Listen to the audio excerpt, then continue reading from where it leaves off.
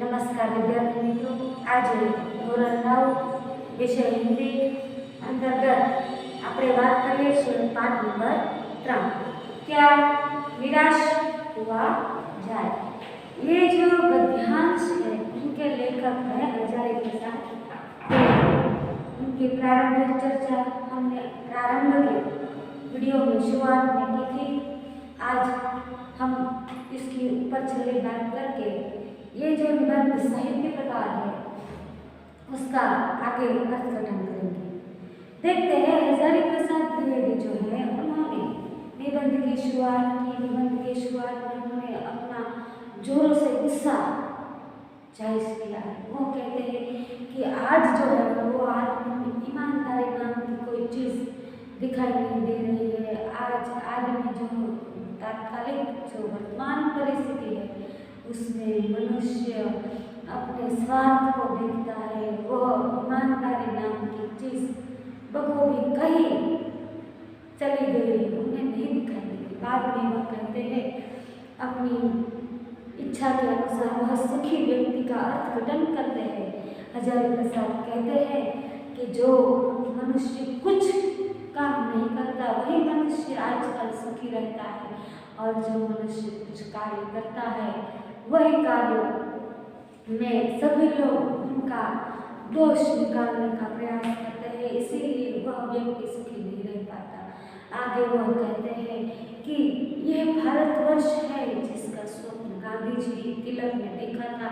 यह ऐसा भारतवर्ष है जो सभी जाति की जो प्रजा है उसका मिलन भूमि सागर महामानव का जो समुद्र है वह कहीं सुखा बन गया है। ऐसा अपना जो गुस्सा है, क्रोध है, बार बार हजारी प्रसाद निकालने की कोशिश करते हैं, और वही बाद में कहते हैं कि हाँ यह जो है, यह जो नियम है वह ऊपरी बाहरी स्तर पे ही दिखाई देता है। आज भी मनुष्य के भीतर वही मानवता, वही ईमानदारी पड़ी हुई है, कई खो गई है, उसे खोजने का प्रयत्न करते हैं बच्चे। अब हम जो हजारी प्रसाद द्विवेदी ने अपने जो कुछ मंतव्य के अनुसार निबंध में जो कुछ अपने आधार पर लिखा है उनकी बात यहाँ की थी, फिर भी कहते हैं हजारी प्रसाद चले हम यहाँ तक पहुँचे थे। कहते हैं कि भारत देश जो है वह भौतिक वस्तुओं जो है, भौतिक चीज़ें जो है उन पर अधिक ज़्यादा महत्व नहीं देता है, लेकिन वह मनुष्य के अंदर पितरी जो खजाना है, पितरी जो तत्व है, जो स्थिर भाव सा बना हुआ है, वही चरम और परम है। लोभ, मोह, माया, क्रोध, ये जो गुण है ये सभी मनुष्य के भीतर होते हैं, लेकिन उन्हें ही हम विद्यमान दिखाते हैं, उन्हें ही हम आगे बढ़ा चढ़ा कर दिखाते हैं। तो यह उनकी शक्ति मान लेना जायज़ नहीं। यह शक्ति को उन्हीं के आधार पर छोड़ देना चाहिए। भारतवर्ष में कभी भी यह उचित नहीं है उसे संयम और बंधन से बांधने की कोशिश करनी चाहिए। हमने पहले के जो वीडियो थे उसमें अंत में यही उदाहरण के साथ बनावटी की थी कि नदी जो है, नदी को हम नदी लोक माता तभी कह सकते हैं जब वही नदी अपने दोनों तट का जो बंधन है, दोनों किनारों का जो बंधन है वह स्वीकृत करती है, तभी हम उसे नदी कहते हैं। तभी हम तालाब जो है वह चारों ओर से भी अपना बंधन स्वीकृत करता है, तभी हम उसे तालाब कहते हैं। वरना यही जो कोई कुछ भी बंधन नहीं स्वीकारेगा वैसा ही पानी चला जाएगा तो हम उसे नदी नहीं कह सकते। वैसी बात हमने की थी। अब आगे जो निबंध संग्रह है उसका अर्थघटन करने की हम कोशिश करते हैं। आप सभी बच्चे अपनी पाठ्य पुस्तक खोले, उसमें पेज नंबर 8 का जो पेज है उसी से हम आज शुरुआत करते हैं। आप ध्यान से पढ़ें, ध्यान से देखें, ध्यान से सुने, तब आपको कोई दिक्कत समझने में नहीं रहेगी ऐसा हम समझते हैं। फिर भी कोई दिक्कत हो तो उसे दोबारा यह वीडियो देख लें, फिर यह सारी जो आपकी दिक्कत है वह सॉल्व हो जाएगी। आप पेज नंबर 8 हिंदी की पाठ्य पुस्तक में सभी ध्यान से पढ़े। पैराग्राफ है, हुआ यह कि इस देश के कोटि कोटि दरिद्र जनों की इन अवस्थाओं को दूर करने के लिए ऐसे अनेक कायदे कानून बनाए गए हैं जो कृषि, उद्योग, वाणिज्य, शिक्षा, स्वास्थ्य की स्थिति को अधिक उन्नत करे और सुचारू बनाने के लक्ष्य से प्रेरित है। अब हजारी प्रसाद द्विवेदी जो है वह कहते हैं कि भारत देश में जो गांधी जी और तिलक के स्वप्न का जो भारत था वह अभी भी कायम हम कर सकते हैं। उसके लिए हम कहते हैं कि भारत देश जो है उसमें काफी सारे लोग रहते हैं, हजारों की संख्या, कोटि कोटि जन जो रहते हैं। उस दरिद्र जनों की हीन यानी गरीबी यानी नीच परिस्थिति को दूर करने के लिए ऐसे अनेक प्रयत्न भारत सरकार ने किए हैं। उसके अनुसार उन्होंने कायदे कानून नियम आदि बनाए गए हैं।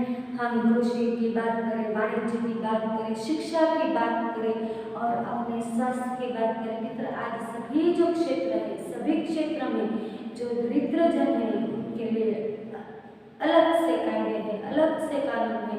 उन्हें हम शिक्षा की बात करें तो शिक्षा के अंतर्गत जब हम ऊंचे पद पर पढ़ने के लिए जाते हैं तभी अमुक जो सीटें हैं वह उन लोगों के लिए हम बचा के रखते हैं कि यह जो लोग हैं वह जो अपने परिस्थिति के आधार पर खर्च नहीं कर सकते हैं उनके लिए कम खर्च के लिए हम अमुक सीटें रखते हैं। वैसी बात है, वैसे ही कृषि में है, वैसे ही उद्योग में है। कृषि के अंतर्गत आज भारत सरकार कई सारी सुविधाएं उपलब्ध की है, कई सारे नियम हैं, कई सारे कानून हैं जिससे ये हमारे देश के जो दरिद्र जन है वह अपनी मजूरी से, अपनी मेहनत से, अपने श्रम से अपनी जीविका चला सके। कहते हैं कि कोटि कोटि दरिद्र जनों के लिए अलग से कायदे कानून बनाए गए हैं जो कृषि, उद्योग, वाणिज्य, शिक्षा और स्वास्थ्य की स्थिति को अधिक उन्नत करने के लिए और सुचारू बनाने के लिए लक्ष्य से प्रेरित है।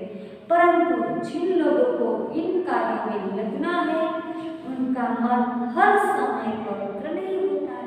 क्या है, हम भारत देश के लोग सभी प्रयत्न करते हैं, सभी दरिद्र जन को, उच्च लोगों को सभी के समान बनाने की जब कोशिश करते हैं तब की बात है कि जो मनुष्य को इस कार्य में जुटने का है, इस कार्य को करने का है, वह मनुष्य का मन सभी समय हर समय पवित्र यानी शुद्ध, पवित्र यानी शुद्ध समान आदि शब्द है। शब्द के अर्थ है मित्र, आप समझने की कोशिश करें।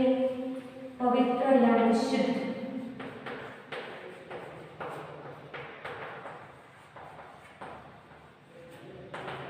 यही बात की है हजारी प्रसाद द्विवेदी जी ने कि जब इस कायदे कानून दरिद्र जन के लिए बनाए जाते हैं तब उनके पीछे जो कार्य में लगता है वह मनुष्य का मन हर समय पवित्र यानी शुद्ध नहीं होता है।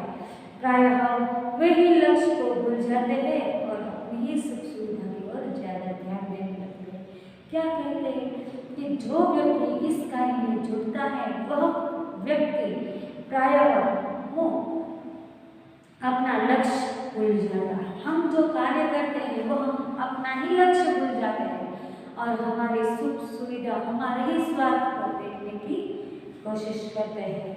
आगे ये कहते हैं व्यक्ति का चित्त सब समय आदर्श द्वारा चालित नहीं होता। व्यक्ति का जो चित्त है, चित्त यानी मन, व्यक्ति का जो चित्त है, व्यक्ति का जो मन है वह सभी समय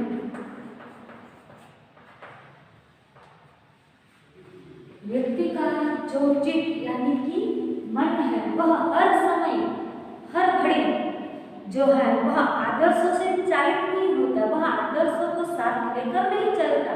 कभी कभार मनुष्य जो है वह अपने आदर्शों को भी देखकर ना अनदेखा कर देता है। कहते हैं कि व्यक्ति का चित्त हर समय आदर्श से चालित नहीं होता। जितने बड़े पैमाने पर इन क्षेत्रों में मनुष्य की उन्नति के विधान बनाए गए हैं, उतनी ही मात्रा में लोग मोह जैसे विकार में विस्तृत होते जाते हैं। क्या कहते हैं कवि? कहते हैं कि हाँ, ये जो दरिद्र लोग हैं, यह जो निर्हीन निराधार मनुष्य जो है, उनके लिए अलग से जो कायदे कानून नियम आदि बनाए जाते हैं, ये नियम पर काम करने वाले मनुष्य का जो चित्त है वह हर समय शुद्ध यानी पवित्र नहीं होता, वह अपना सुख देखता है। इसीलिए आगे कहते हैं कि मनुष्य का चित्त जो है वह हर समय अपने आदर्श को साथ लेकर नहीं चल सकता। इसीलिए वह बड़े पैमाने पर इन क्षेत्रों में मनुष्य की उन्नति के विधान, बड़े पैमाना यानी मापदंड, पैमाना। लेखक क्या कहते हैं कि जितने ही बड़े पैमाने पर हम विधान बनाते हैं यानी मापदंड, लेखक कहते हैं कि हम जितने बड़े पैमाने पर यानी विधान बनाते हैं, मापदंड निश्चित करते हैं, उतने ही बड़े लोग मोह जैसे विकार आदि आ ही जाते हैं। लक्ष्य के बाद भूलकर आदर्श का मजाक का विषय बनाया गया। क्या कहते हैं? हम जो लक्ष्य जो हेतु के लिए जो कार्य करना चाहते हैं वो लक्ष्य हम भूल जाते हैं और अपना जो आदर्श है, भारतीय संस्कृति का जो महान आदर्श है, उन्हें हम मजाक बनाकर छोड़ देते हैं।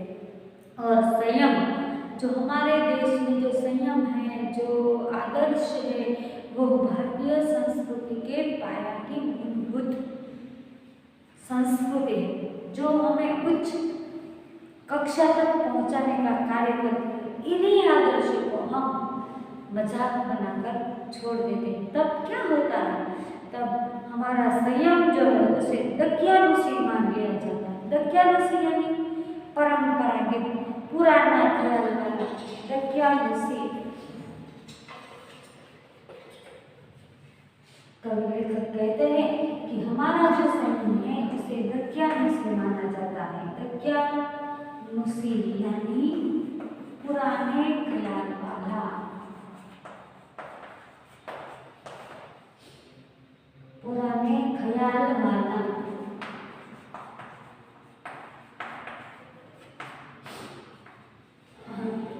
लेखक कहते हैं हमारे जो भारतीय संस्कृति के जो आदर्श है, जो संयम है, उसे को हम पुराने ख्याल वाले माने जाते हैं।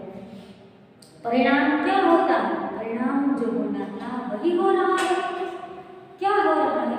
यह कुछ थोड़े से लोगों के बढ़ते हुए लोग का नतीजा है। यह क्या है? आज जो हम देख रहे हैं वह इस सब बातों का ही नतीजा है। जो उस कार्य में व्यक्ति को जोड़ा जाता है, वह व्यक्ति पवित्र नहीं होता, वह अपना सुख सुविधा देखता है, तो परिणाम क्या है? परिणाम आज हम भुगत रहे हैं। और कहते हैं कि ये कुछ थोड़े लोगों का जो लोभ है उन्हीं का नतीजा है। परंतु इससे भारतवर्ष के पुराने आदर्शों को भी, पुराने आदर्श और भी अधिक स्पष्ट रूप से महान और उपयोगी दिखाई देने लगे। क्या कहते हैं? ये जो है ये थोड़ा सा समय, थोड़ा सा बदलाव है, लेकिन भारत का जो आदर्श है, भारत का जो मूल है स्वयं, वो आज भी स्पष्ट रूप से महान और उपयोगी, ज़्यादा उपयोगी दिखाई देने लगता है। भारतवर्ष का जो सदा कानून को धर्म के रूप में दिखता आ रहा है। भारतवर्ष में क्या होता है? हम वैसे कभी कभार सिनेमा घर में देखते हैं तो वह जब कोई कायदे कानून की बात आती है तब कठेरे में खड़ा होने के बाद व्यक्ति के हाथ को गीता के हाथ पर रखाया जाता है और उनका संबंध लिया जाता है कि मैं जो भी कहूँगा सच कहूँगा। ये क्या दिखाता है? यही दिखाता है कि भारतवर्ष में जो कानून है, नियम है, वह धर्म के साथ, धर्म के रूप में दिखता आ रहा है। भारतवर्ष की संस्कृति ऐसी है कि उसमें कायदे, कानून, नियम और धर्म को एक साथ जोड़ने का एक साथ चलती है। लेकिन आज क्या हुआ है? तो आज एकाएक कानून और धर्म में अंतर दिखाई दिया गया है। पहले से हम मानते हैं कि भारतवर्ष की जो कानून है, जो धर्म है, उन्हें एक साथ जुड़ा हुआ हम देखते हैं। हम नहीं कहते हैं कि हम झूठ बोलेंगे, किसी व्यक्ति को दुख पहुंचाएंगे तो यह पाप कहलाता है। यह भारतीय संस्कृति है। लेकिन आज जो है वह देखें तो आज ये कानून और धर्म के बीच में अंतर दिखाई देने लगता है। कहते हैं, हम ऐसा मानते हैं कि धर्म को धोखा नहीं दिया जा सकता। हमारा जो धर्म है, हिंदू धर्म है, हम कोई भी धर्म की बात करें तो भारतीय संस्कृति अंतर्गत जो धर्म है वह धर्म क्या है, तो उसे हम धोखा नहीं दे सकते हैं, लेकिन कानून को दिया जा सकता है। आज हम वैसा मानते हैं। पहले के समय की बात करें तो कानून और धर्म दोनों एक ही थे, हम उसे अलग नहीं देखते थे। लेकिन आज यह कानून और धर्म दोनों के बीच में हमें कुछ ऐसा अंतर दिखाई देता है कि आज हम धर्म को धोखा नहीं दे सकते। धर्म मानते हैं लेकिन हम कानून को धोखा दे सकते हैं। यही कारण है कि लोग धर्म भीरू हैं, वे कानून की त्रुटियों से लाभ उठाने में संकोच नहीं रखते। यह कारण है लोग धर्म से भीरू, यानी धर्म से डरते हैं कि हम यदि ऐसा करेंगे तो यह हमारा धर्म है, वो हमें ऐसा करेगा, वैसा करेगा। धर्म से डरते हैं, धर्म से भीरू हैं। लेकिन वह कानून की जो त्रुटियां कमी, कानून की जो कमी है, यह शब्द का अर्थ मित्र आप भी समझे। त्रुटि यानी कि कमियां। क्या कहते हैं लेखक? कहते हैं कि आज जो है वो हमने कानून और धर्म दोनों के बीच में ज्यादा अंतर कर दिया है। हम कहते हैं कि हाँ, हमें धर्म के विरुद्ध नहीं जाना चाहिए, धर्म हमारा सत्य है, लेकिन हम कानून को अवश्य धोखा दे सकते हैं, वैसी बात की है। और कहते हैं वे कानून की त्रुटि यानी कमी, कानून की कमी से लाभ उठाने में जरा सा भी संकोच नहीं करते हैं। इसीलिए जो धर्म और कानून दोनों एक ही थे, दोनों एक बात थी, उसमें आज हमें अंतर दिखाई देता है। इस बात के पर्याप्त प्रमाण खोजे जा सकते। और यह जो बात की है हजारे प्रसाद ने, वह कहते हैं कि इस बात में हम पर्याप्त जितने जरूरी हो इतने प्रमाण यानी परिणाम खोज सकते हैं कि समाज के ऊपरी वर्ग में चाहे जो भी हो रहा हो, भीतर भारतवर्ष में अब भी यह अनुभव कर रहा है कि धर्म कानून से बड़ी चीज है।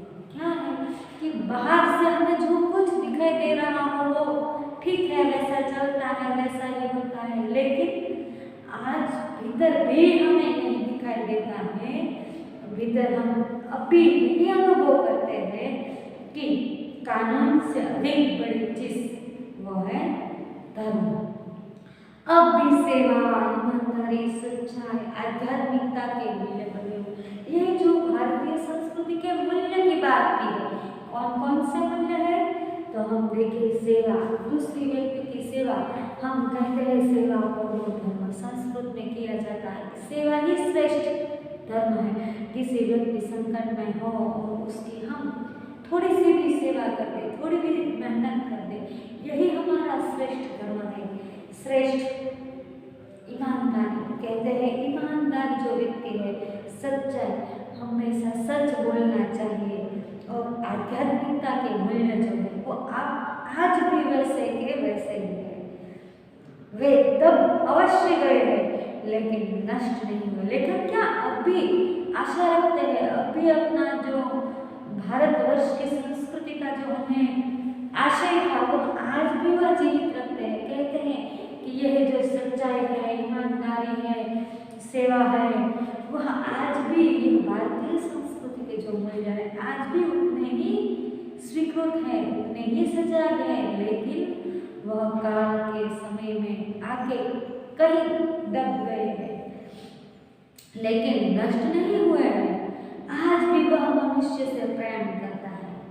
मनुष्य चाहे वो हो, वृद्ध हो, अपार हो, वृद्ध हो, युवान हो, सभी मनुष्य जो है वह प्रेम की आशा रखते हैं, स्नेह चाहते हैं। स्नेह ही मनुष्य को जिवाता है। तो कहते हैं कि आज भी वह मनुष्य को प्रेम करता है, आज भी वह महिलाओं का सम्मान करता है, झूठ और चोरी को गलत समझता है। हमारा धर्म यह कहता है, हजारी प्रसाद द्विवेदी जो है वह हमें बखूबी अपना जो धर्म है वह सिखाते हैं। कहते हैं महिलाओं का सम्मान करो, मनुष्य के अंदर प्रेम का भाव रखो, झूठ और चोरी करना गलत बात है, दूसरों को पीड़ा पहुंचाना पाप समझा जाता है। हमारे भारतीय संस्कृति में हम कोई दूसरे व्यक्ति को जब पीड़ा यानी दुख पहुंचाते हैं तो वह पाप कहलाता है। कहता हर आदमी अपने व्यक्तिगत जीवन में इस बात का अनुभव करता है। आज भी व्यक्ति यह सभी बात का अनुभव अल्पान से थोड़ा घना तो करता ही है। लेखक कहते हैं चाहे ऊपर से हमें तात्कालिक वर्तमान परिस्थिति में जो कुछ भी दिख रहा हो उससे हमें कोई मतलब नहीं है, लेकिन आज भी जो ये भारतीय संस्कृति के मूल्य है, सेवा, ईमानदारी, प्रेम, निष्ठा, वह मूल्य आज भी उतने ही है। समय के कालक्रम में वो दब चुके हैं लेकिन नष्ट नहीं हुआ है। आज भी मनुष्य वही मानता है कि मनुष्य से प्रेम करो, महिलाओं का सम्मान करो, चोरी करना झूठी बात है, झूठा कहना पाप है। वही आज सभी मनुष्य भीतर भीतर कुछ अनुभव करते हैं। समाचार पत्रों में भ्रष्टाचार के प्रति इतना आक्रोश है, वह यही साबित करता है। लेखक ने जब निबंध की शुरुआत की थी तब समाचार पत्रों से ही शुरुआत की थी कि आज मनुष्य में ईमानदारी नाम की कोई चीज ही नहीं, ईमानदार व्यक्ति कोई दिखाई नहीं दे रहा। लेकिन फिर से लेखक यही बात कहते हैं कि समाचार पत्र जो है, वर्तमान पत्र जो है, उसमें जब भ्रष्टाचार की बात की जाती है तो वो उनका यही परिणाम है कि भ्रष्टाचार के प्रति इतना आक्रोश है। वह यही साबित करता है कि हम ऐसी चीज़ों को गलत समझते हैं। क्या कहते हैं, हमें भ्रष्टाचार नहीं करना चाहिए, ये गलत बात है।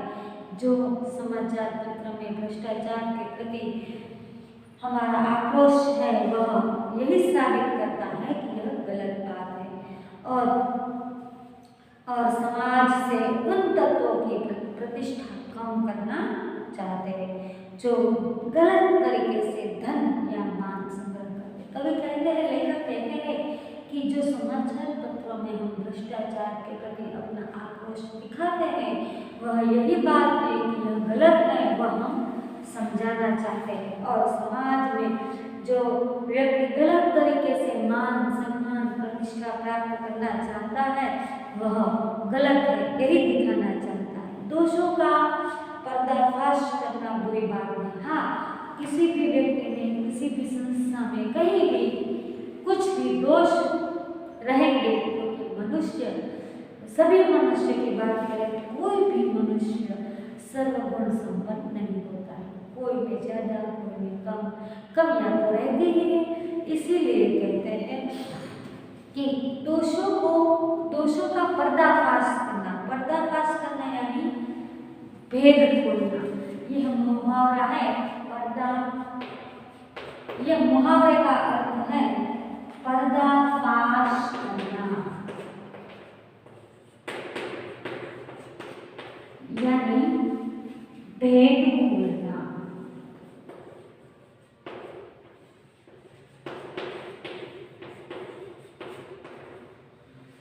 लेखक कहते हैं कि हाँ, कोई व्यक्ति में, किसी मनुष्य में कोई त्रुटि है, दोष है, तो उसका भेद हमें खोलना चाहिए, उसका पर्दाफाश करना चाहिए। ये गलत बात नहीं है, यह सही तरीका है।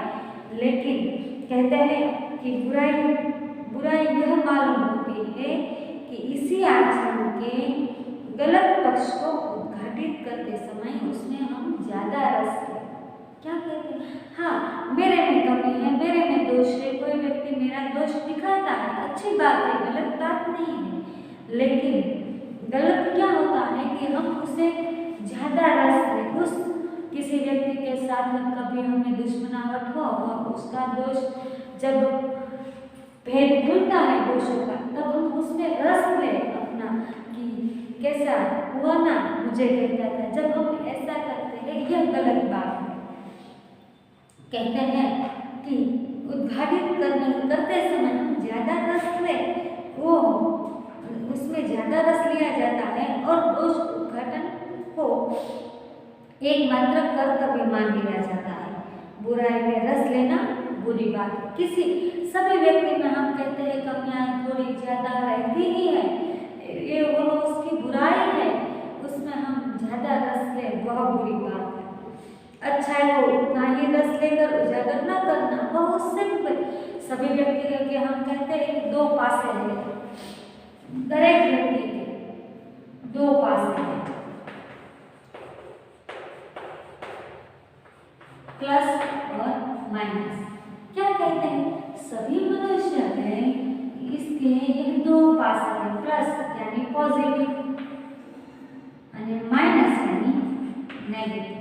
हम कहते हैं कि हाँ, उसकी जो बुराई है, नेगेटिव जो पासा है, उसे हमें उद्घाटित करना चाहिए, दिखाना चाहिए, पर्दाफाश करना चाहिए। अच्छी बात, गलत बात नहीं है। लेकिन उसी बात में हम ज्यादा रस लेके ज्यादा फूले फालने की कोशिश करें, यह बुरी बात है।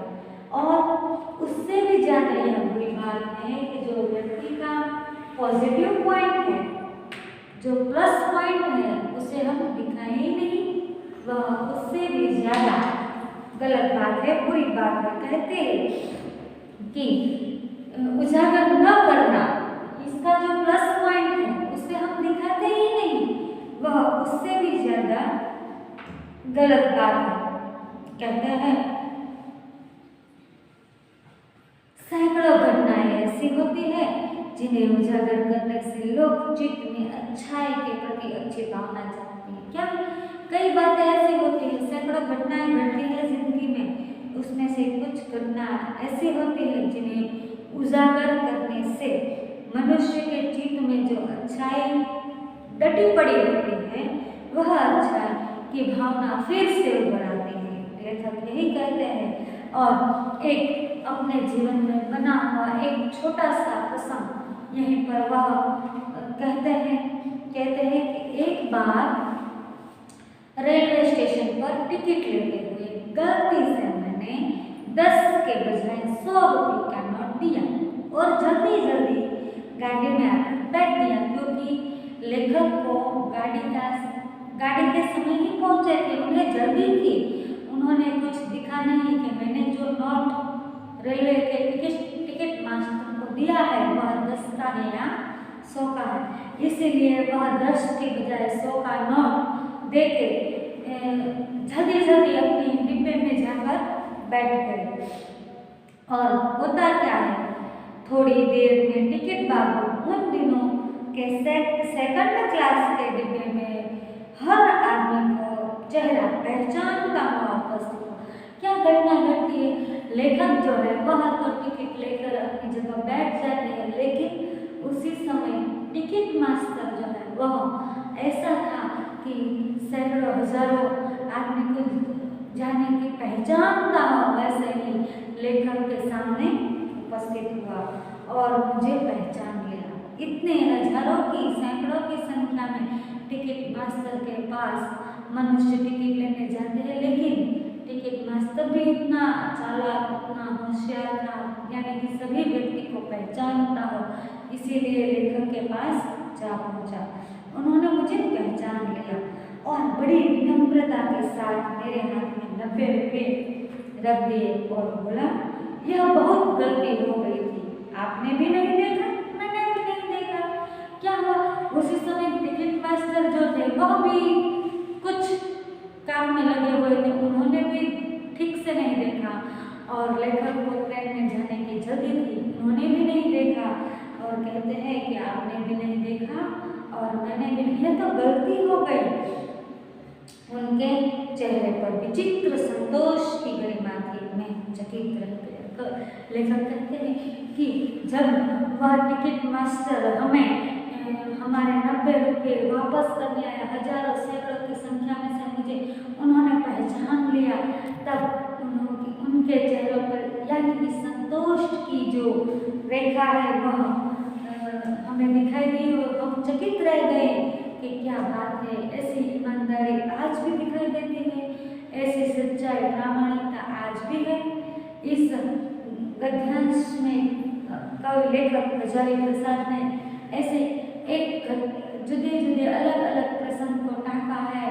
उन्हें इस प्रसंग के द्वारा हमें सिखाया गया है कि आज भी जो भारतीय संस्कृति है, उनके जो मूल में रहे मूल्य है, जो उनके जीवन में मूल्य है, वह मूल्यों के प्रति मनुष्य में आज भी आस्था है, आज भी उन्हें विश्वास है कि नहीं, हमारी संस्कृति में यह जो मूल्य है, सेवा, ईमानदारी, प्रेम, निष्ठा, भावना, आज भी वैसे ही है। समय के पन्नों में कहीं दब गए हैं, लेकिन यह जो पन्ना उल्टाओ तो आज भी वही आस्था, धर्म हमें दिखाई देता है। यह छोटा सा प्रसंग यहीं तक हम आज रखते हैं मित्रों। यही गद्यांश जो है हमें उसे समझे, अपने जीवन में उतारने की कोशिश करें।